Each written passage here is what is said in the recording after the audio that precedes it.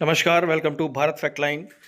देश के रक्षा मंत्री राजनाथ सिंह, जिन्होंने 24 घंटे के अंतराल में अपने 2 करीबी परिवार के सदस्य खोए, और ये उनके और उनके परिवार के लिए बहुत बड़ी क्षति है।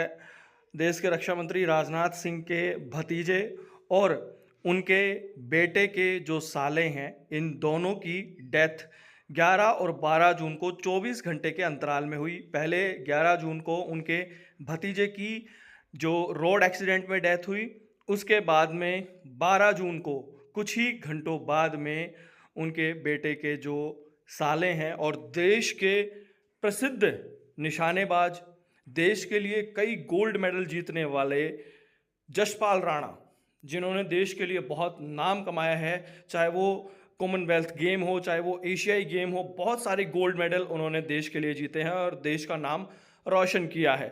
मात्र 49 वर्ष की आयु में उनका निधन हो गया। वहीं उनके जो भतीजे हैं प्रभात सिंह, उनका भी सिर्फ 29 वर्ष की आयु में निधन हो गया। तो ये 2 बड़े झटके उनके जो परिवार को लगे हैं, बहुत ही दुखद हैं। और जसपाल राणा जो देश के प्रसिद्ध निशानेबाज हैं और खेल के अंदर सिर्फ खिलाड़ी के तौर पर ही नहीं, कोचिंग के तौर पर भी उन्होंने बहुत बेहतरीन खिलाड़ी तैयार किए हैं।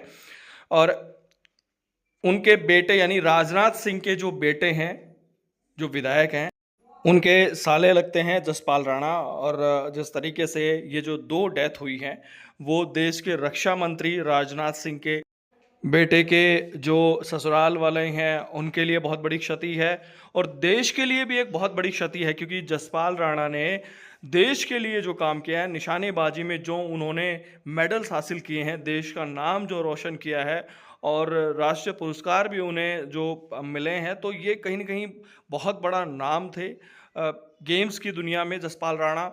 और ये क्षति सिर्फ उनके परिवार के लिए ही नहीं, देश के लिए बहुत बड़ी क्षति है, क्योंकि जसपाल राणा के नेतृत्व में मनु भाकर जैसे बड़े बड़े निशानेबाज तैयार हुए हैं। मनु भाकर ने जसपाल राणा के नेतृत्व में ही ओलंपिक में 2-2 मेडल्स हासिल किए हैं। तो सिर्फ खेल में खिलाड़ी के तौर पर ही नहीं, जसपाल राणा कोचिंग में भी बहुत ही बेहतरीन साबित हुए हैं और कोचिंग में भी उन्हें बड़े बड़े अवार्ड्स मिले हैं।